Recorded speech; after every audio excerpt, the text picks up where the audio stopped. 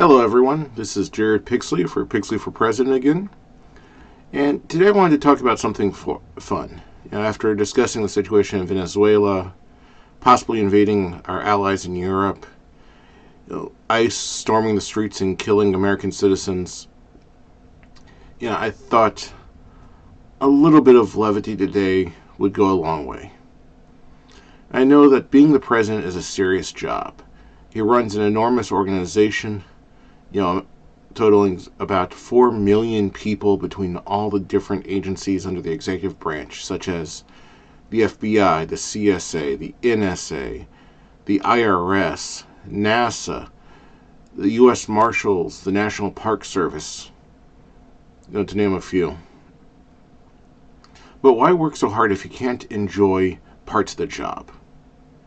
I want to be clear. I want to serve and help the American people. I want to bring back respect to America across the planet. I want to protect our democracy and our citizens. If I can do all of that and not have any of my other fantasies come true, I'd be happy. But I'm also the type that wants to ask for another serving, a little bit more. And I'm willing to keep on asking until someone tells me no. So, getting to the point, this week's video is about the First Lady. So the First Lady was Martha Washington, wife of President George Washington, the first president of the United States.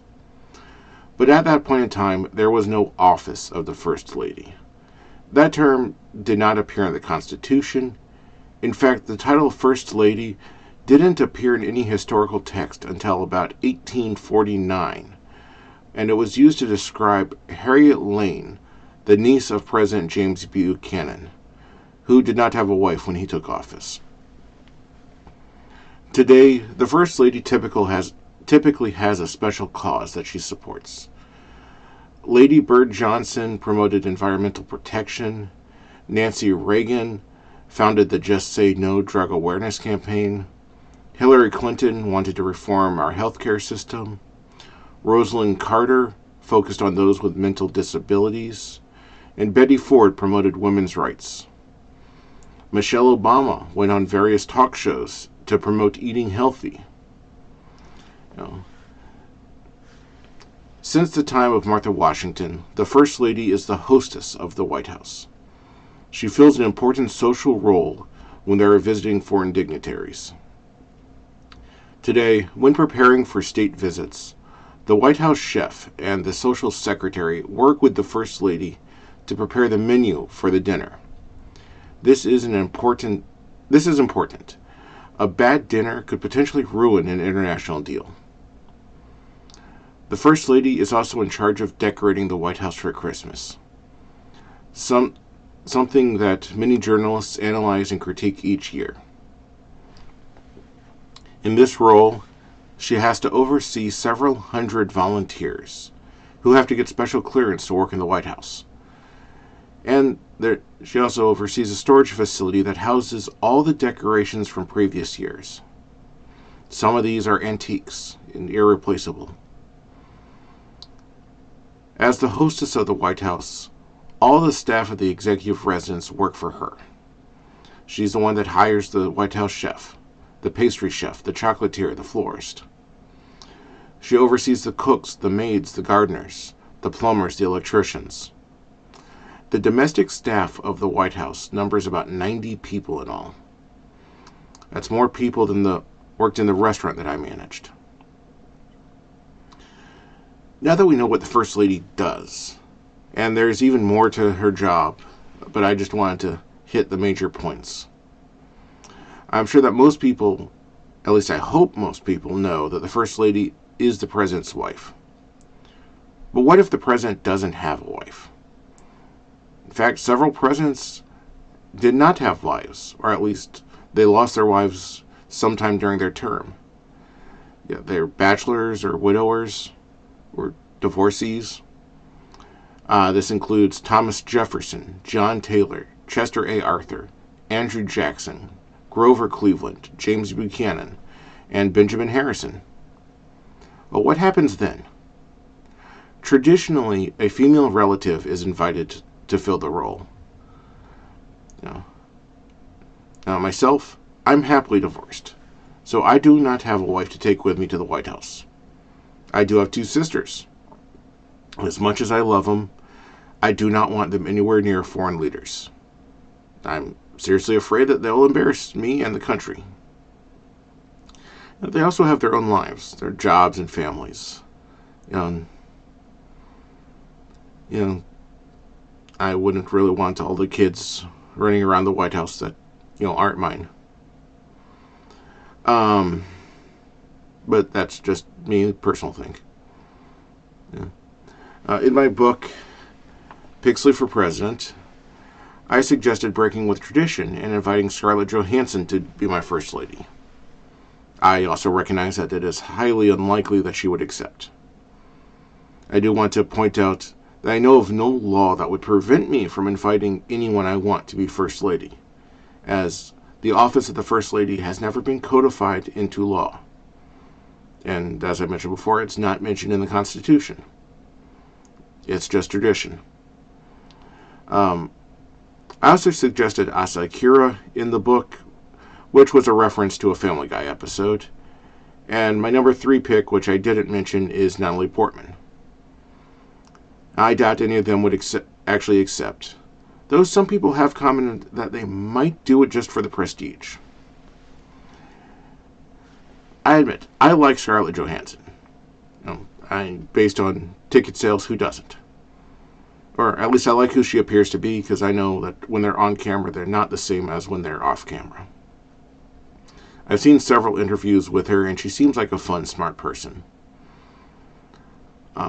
And she's not bad to look at either. And especially since she's about my age, actually. So she is aging really well. But she has a successful film career and a family. So it's highly unlikely she would accept. Now, I don't really know anything about Asa Akira. I just happened to watch the episode of Family Guy with her in it when I was writing that chapter and decided to include it as a joke. Though she's not bad to look at either. Natalie Portman would do great at the role, I think. I mean, she's a graduate of Harvard, and she'd bring a lot of respect back to the White House.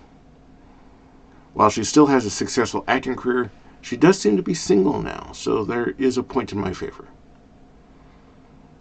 And just imagine attending a state event with one of these women on your arm. That's the fantasy. And the evening of the inauguration, there's something called the inaugural gala. Or is it the inaugural ball? I have to double check. The President and the First Lady are supposed to make an appearance at all the official balls, the ones organized by the incoming administration. There's footage of the President and the First Lady entering and having a dance. So my fantasy here is to have a dance with Scarlett Johansson, Natalie Portman, Katie Sackhoff, or Rosa Salazar, any of them.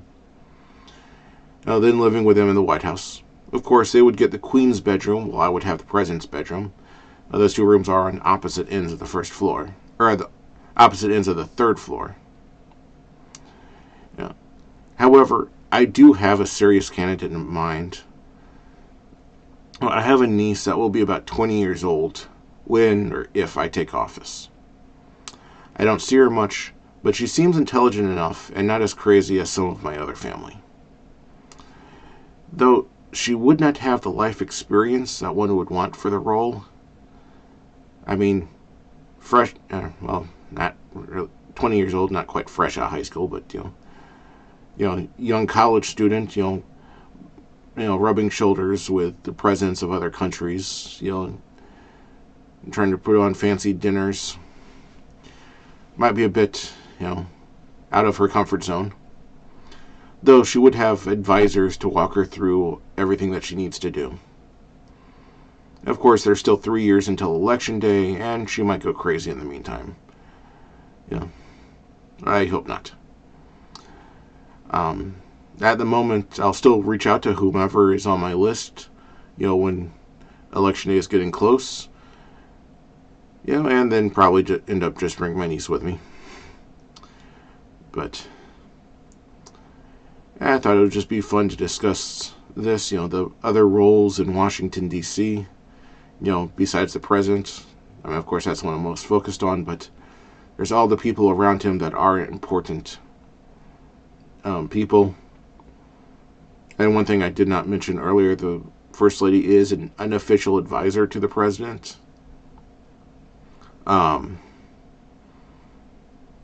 They typically don't meddle too much in politics, though in more recent years they have. Hillary Clinton.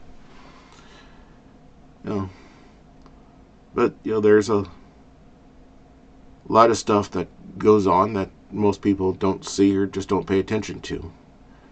Until recently, I didn't know about these inaugural events. I just knew the president got sworn in and took over.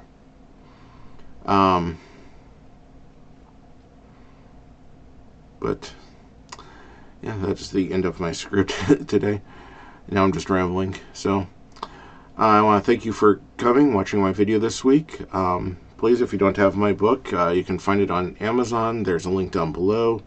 It has all of my plans for when I take office, for the different agencies, the budget. I'll probably do the budget video next week. In the box below, you can find all my links to my website. I am accepting donations to my campaign. It's expensive. Please give me money. There's a lot of stuff that I want to do. A lot of people that I want to meet, and I want to be able to afford to do that. To get everyone's vote. There's also links to my social media. Follow me as I share important details that are going on currently. Share links to my upcoming videos. And my own thoughts. Like, subscribe, comment below. Have a good day.